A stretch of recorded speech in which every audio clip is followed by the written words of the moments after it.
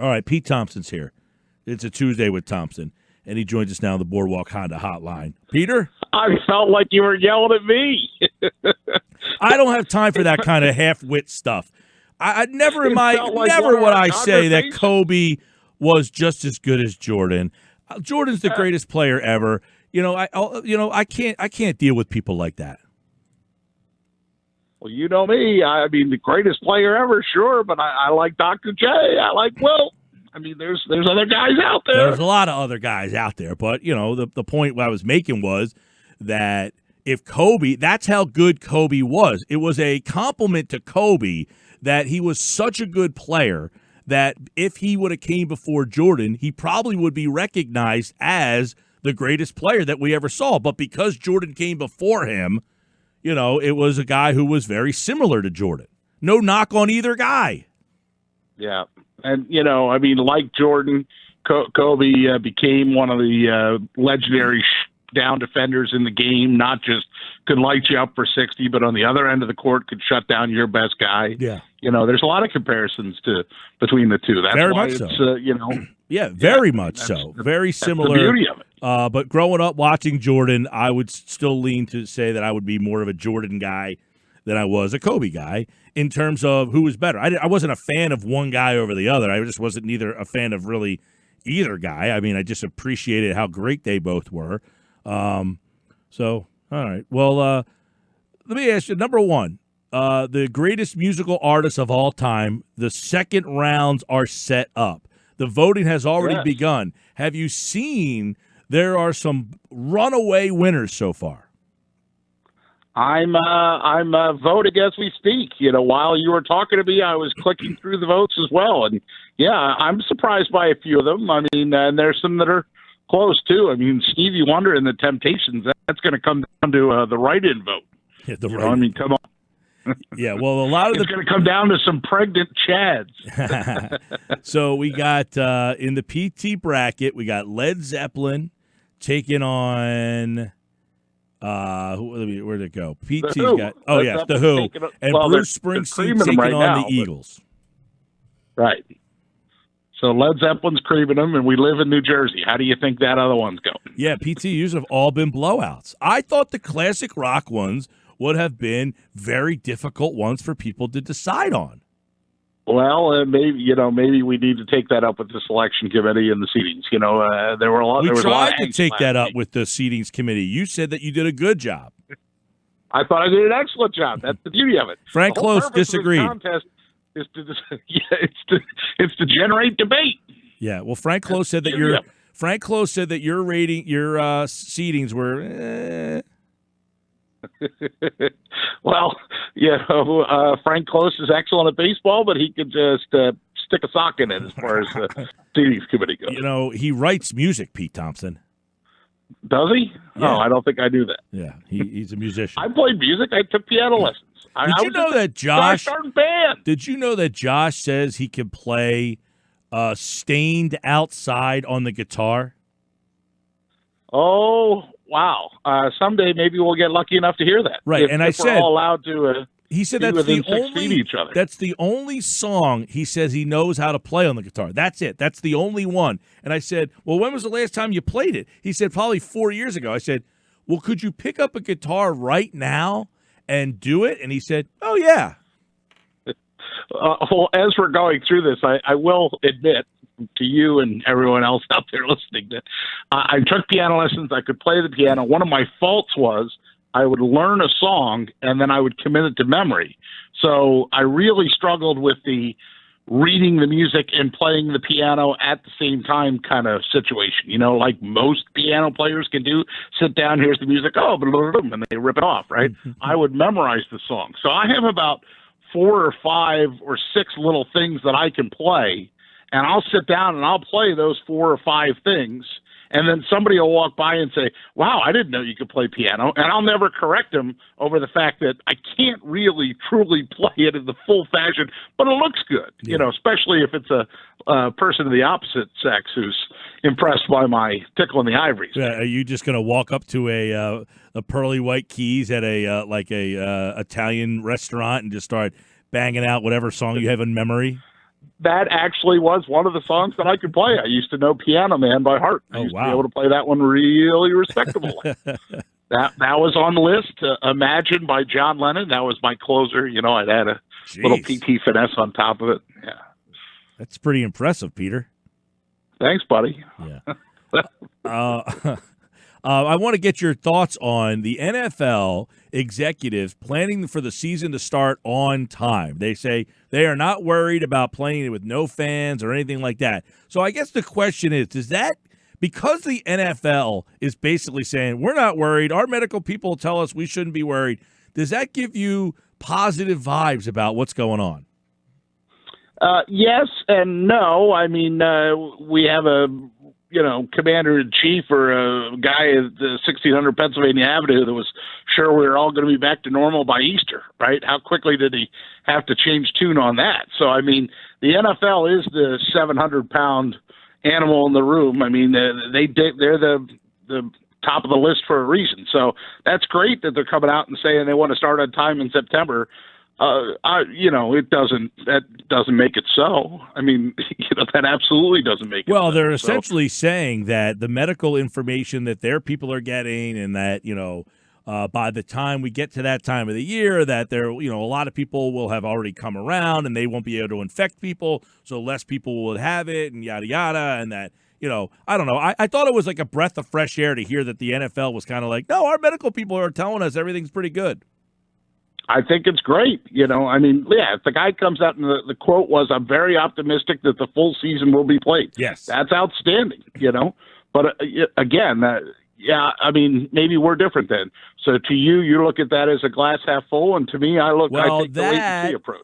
I don't know if you saw this story that we've been kind of talking about throughout some of the day, which is that according to an NBA source, there's been internal talks about Orlando, Atlantic City, Hawaii, and Louisville hosting the NBA playoffs. I heard you talking about it, and then I went and I looked up the story. So I've yeah, I mean, I think that's outstanding. Now, of course, there wouldn't be any fans there, right? I mean, that's what right. they're just, but they'd be here, which would be cool. And, the arena certainly would, it fits, it works. I remember that game. Well, we were talking about, though, Peter, that, and they don't even necessarily have to play at Boardwalk Hall. They could play and house all the teams at a casino. They don't need any fans, so you could play them in a ballroom if you need to. Right, in theory. Yeah, that's true. I think it would be more normal if they held it at... Sure, I'm just saying, like, people just assume Boardwalk Hall, and then you're thinking fans, and there's not going to be any fans sitting in there. Right.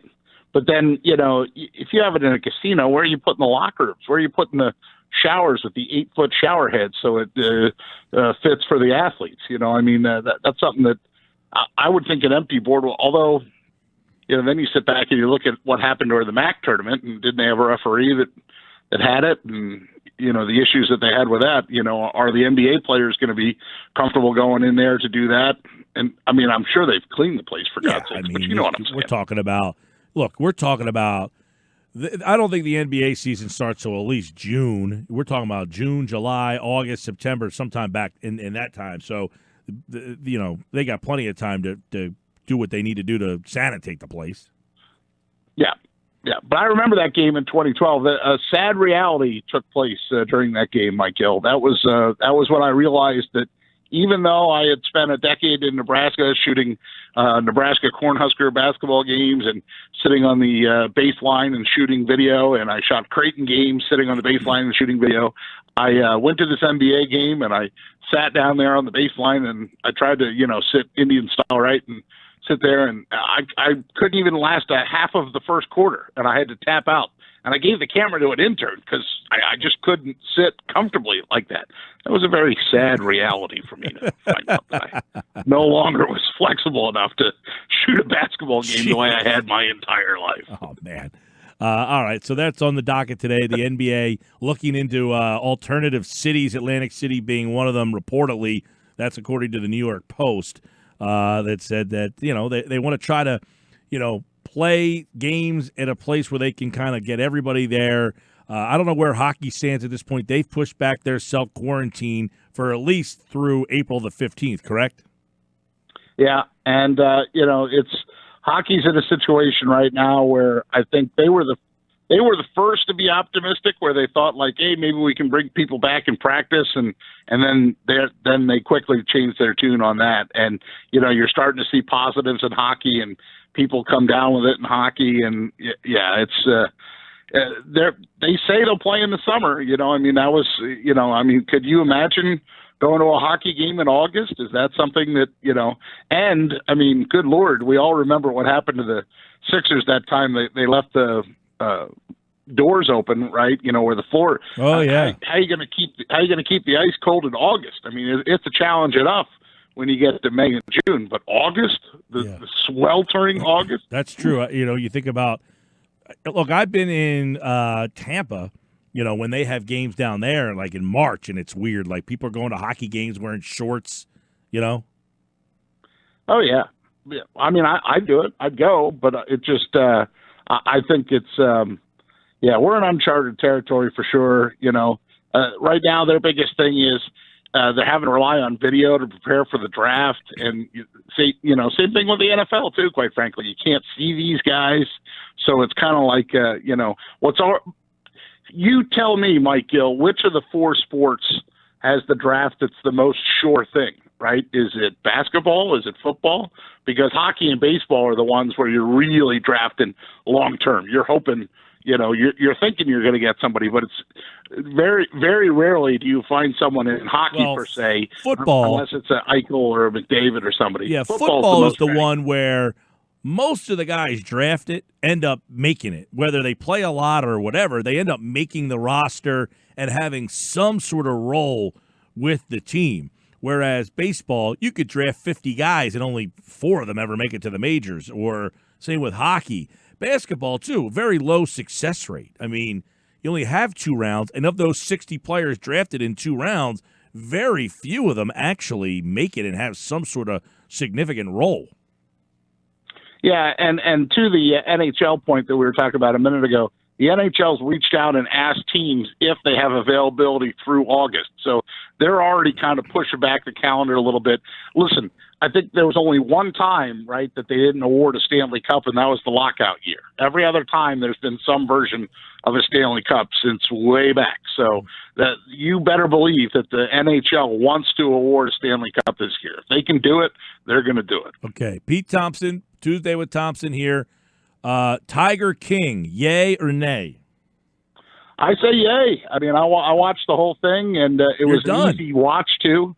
It's just, I watched them all basically in one day too. Most of them are about 40 minutes, and just when you think it's weird enough, it gets weirder. You're like many of the great things on Netflix. You start to feel sympathy for the guy, and then you actually feel a little sympathy for his main rival, the girl, and then you start realizing how crazy she is, and she might have had her husband killed, and then you chalk her up as being, first of all, my takeaway from the whole thing is like everybody's nuts. They're all dysfunctional and nuts, although only one of them tried to hire a contract killer, or tried to hire somebody to kill his rival, and that was the Tiger. That's not spoiling it. Are you a Ozark guy?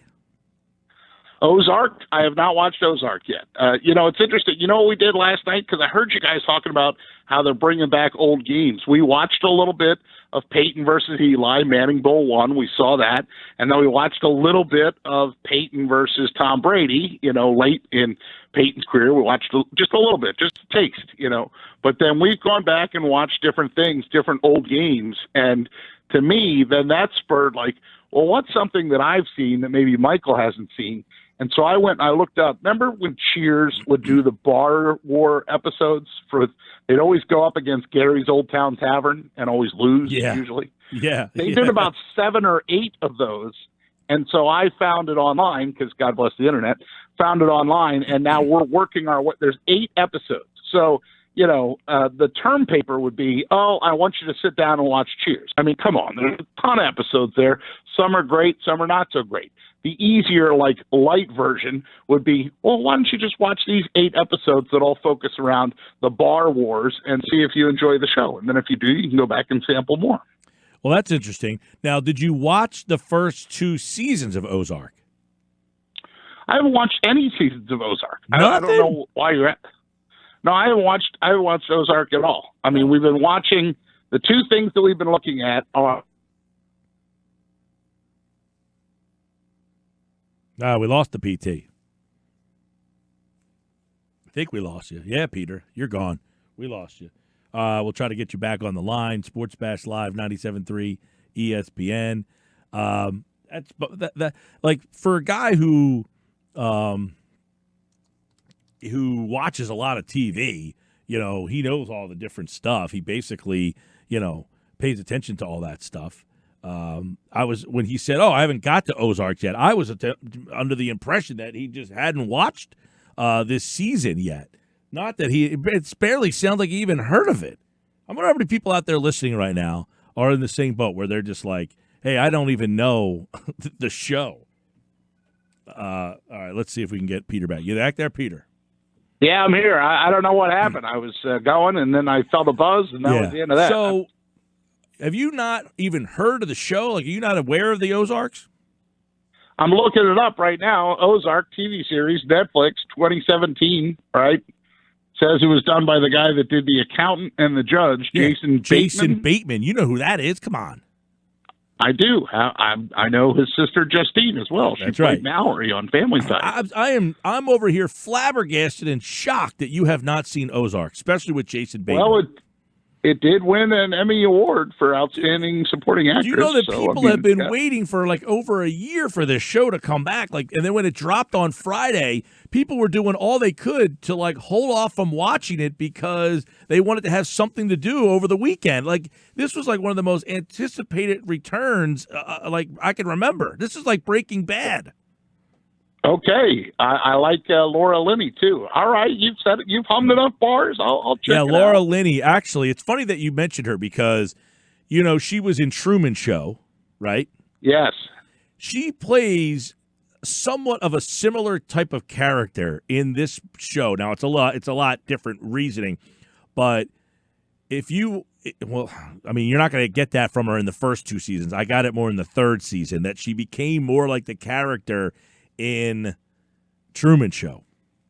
Okay. Yeah. So now, have you watched so the third season dropped and you watched the entire season already? Everybody in the world has watched the third season. That's all anybody was waiting for. I'm shocked that you haven't seen this or even heard of it. No, I mean, haven't seen it, haven't heard of it, but I write off last year. Last year I got to the end of the school year and I had an entire season of Grey's Anatomy in the DVR, for example. I've had to Grey's Anatomy was on in the 90s. Television watching. What? Grey's Anatomy was on in the 90s. And it's still on now. That's my comfort food. That's while you're snacking while watching television, basically. All right. It's easy watching television. I'm telling you that you need. I see it right here. You need to sit in, and as soon as we're off this call, you need to start Ozark Season 1. 10. Looks good. Yeah, there's 3 seasons, 10 episodes each. Bateman, he's Marty Byrde. Laura Linney is Wendy Byrde. It is unbelievable television. All right. You've sung enough. Now, I told you, I looked at the description. I watched the trailer for The Stranger. Oh, and I did. That did not suck me in. Really? Well, I mean, the trailer alone was not enough there. I mean, first of all, any good series should have somebody I recognize. Is there anybody in The Stranger I've ever heard of before? I believe all of the Harlan Coben series, they are all actors from over the pond. Everything takes place over the pond. But I do like Harlan Coben, so I still will give that a chance. I'm just going to have to put that one for the summer, I think. But I can get into this Ozark. Yeah, you're going to want to watch Ozark before The Stranger. Sounds good. Actually, the 5, you probably would like the 5 or Safe as well. All 3 of them were excellent, but if you watch them like I did, like one after the other, they kind of follow a repetitive type of theme that kind of gets you like a little fatigued. Well, a shocking secret. I like twists. I like thrillers. I like all that. Sounds good to me. But no, you need to watch Ozark, PT. You need to. All right. Yeah. I got it right up in front of me. Yeah. You've convinced me. Yeah. What else you got going? What else have you been watching? Well, like I said, we watched the Bar Wars. I've been watching Winning. We've been watching. We might have got cut off. We've been watching this comedian Bert Kreischer. Have you ever seen him? Is that the guy who does it without his shirt on? That's correct. Okay, that's right up your alley. Well, I don't know. I mean, look, if there's something that actually fits for Michael and I to both connect to, we're going to watch it. And the last one we watched, he was doing a show in Philadelphia, so he told a pretty hilarious story about being at a basketball camp, and the basketball camp was run by Raul Massimino. So he starts telling this story about the fact that two of the African-American gentlemen at camp got busted for smoking marijuana. But he got busted for something. He was in trouble for something else. So they basically told him to sit between these two guys, and then he got cred because he was sitting between the two guys that were smoking the marijuana. So that everybody thought, well, he was smoking marijuana. So hey, white boy, you must be cool. Yeah. No, that's pretty funny. Have you watched any of the old? Have you watched any of the old NCAA tournament games? I have not, but I did see somebody right before I came on with you say, look, if everybody, for as many people that love Duke, there are people out there that hate Duke. Why can't they replay the UNLV beatdown that they gave them in the finals? Replay that one. Well, that was on yesterday's edition of Do You Remember? Was Duke beating UNLV happened yesterday? Well, for the following year, where they got waxed the year before, and then they came back and gave it back to them. Right? Yeah, and we were talking about, Ryan doesn't remember the game. I mean, he doesn't even know what I was talking about. But I was like, right. And he's like, well, what? I was like, that goes down. To me, it's an underrated upset in terms of, it's not thought of as, one of these, great upsets of all time, but it should be. I would agree with that. I would agree with that. I mean, that's the thing is you went from the lowest to low to being it wasn't like a miracle thing where, say, Villanova beat Georgetown or, the documentary when the 30 for 30 runs of Survive and Advance. I watch that every single time. Every single time I have to watch that NC State because that's so captivating to me. But that was on the other day, NC State, Houston. It got, how many viewers it got? How many? 803,000. Wow. Yeah, we're hungry for sports. Yeah, well, we're hungry Duke, for some version of sports, even if we've seen it before. So Duke, Kentucky, 92 got 888,000 average viewers. I saw that one in person. Remember? Yeah, that was at the Spectrum. 82 North Carolina, Georgetown, 937,000. Last year's game, Virginia, Texas Tech, 1 million.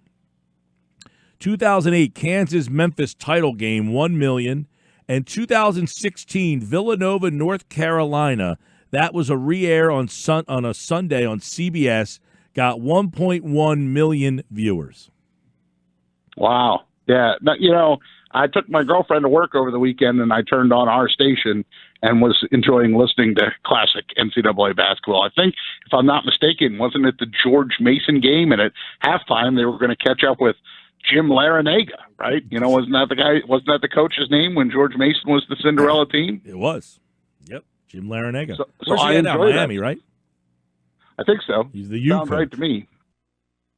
Now, hey, Josh tells me. Josh tells me one of the actors, Richard Armitage, okay, was in Lord of the Rings and the Hobbit movies. He plays the lead character in The Stranger. Oh, all right. Well, that will help me for when I do watch. That's great. Oh, that'll help me for when I do watch The Stranger and think, where the heck have I seen this guy before? Yeah, I will say. There are not anybody. There's nobody in any of those shows that I recognize. It's not Jason Bateman, man. It's not Laura Linney. Oh, Jason Bateman, Laura Linney, the girl who plays Ruth. I don't know her name, but I've seen her do some things. Yeah, the daughter's pretty attractive. Ruth is Julia Garner is the girl's name. Yeah, the daughter's very attractive. The son, I don't know what he's a younger kid. I don't know what his name is. She was in my favorite show, The Americans. There you go. On FX. That's something you should go back and watch. What, the Americans? I've heard that. We've been getting, we've been soliciting ideas throughout, but I've been locked into Ozark. When Ozark came out, I mean, it was like lockdown. Everybody was, I get that. I totally get that. I'll tell you this, if this will sweeten the pot a little. Do it. The Americans has Noah Emmerich in it as the lead FBI agent. The plot of the Americans is that a husband and wife move in across the street from an FBI agent, but the husband and wife are really Russian spies. And they're played by Kerry Russell, and Matthew Reese is the other guy. And it's set in the 80s. So, I mean, that's just, PT getting to see, like, Tab on the counter of the kitchens because they're trying to look more American, or the old KFC bucket, or the old Swansons where the trays were actually metal because you didn't do them in the microwave, you put them in the oven. I mean, I love that kind of stuff. Yeah, well, big fan. Yeah, well, guess what? You may have sold me on that. I like that plot line right there. Noah Emmerich plays the FBI agent. What? He also plays. What is that? A Netflix show or? No, it was on FX. It was on regular television, but it was late enough at night that there was a little bit of flesh. Let's put it that way. All right. I like flesh. Not yeah, Fletch. Me too. I like Chevy Chase. Not Chevy Chase. Fletch and I like Fletch. Yeah. All right. Tuesday with Thompson. Sadly, we're running out of time and probably listeners at this point. We hope you're out there. We could do this for another 20 minutes. We could. Sure. On this date in 1994, Peter, the Chicago White Sox assigned Michael Jordan to the Birmingham Barons of the Double-A Southern League. He would go on to play 127 games for the Barons, not the Baron who's with the Phillies organization. Right. But, not Larry Shank the Baron. Yeah. He hit 202 who his manager was, right? Yeah, it was Terry Francona. That is correct. Yeah. Tito was his manager. Yeah. He hit 202 with 3 homers and 51 ribbies. Oh, he just looked awful at the plate, didn't he? He looked awful in a baseball uniform, period. Yeah, I've always said tall, lanky baseball players just don't make it. I agree. I mean, find me a tall, lanky baseball player. I mean, unless they're pitchers. Unless they're a pitcher. Yeah, like the only guy I could think of is like Darryl Strawberry. Like just a tall, lanky guy. He was tall and lanky, but I don't think he was lanky. He looked muscular. In 2017, I was with you for this game, PT. Do you remember this one? Mississippi State wins in overtime to stun the UConn women in the Final Four, breaking the Huskies' Division I 111-game win streak. The Bulldogs win it on a buzzer beater by Morgan William. I will never forget that night. We were at the Tropicana. Yes, we were. We were at Tango's. Yes, having a couple frescas. We had a good time. We were into it. Yeah, and you were around. Yeah. Well, I was here. I was there. I was everywhere. There was be the PT. Yep, everybody was enjoying that game, and the PT was being the PT. Doing a lap. I saw the end. All right, man. You remember that game? All right, buddy. I do. I remember it well. And I remember that night well. Good. I hope you do. Have a good one. Take care.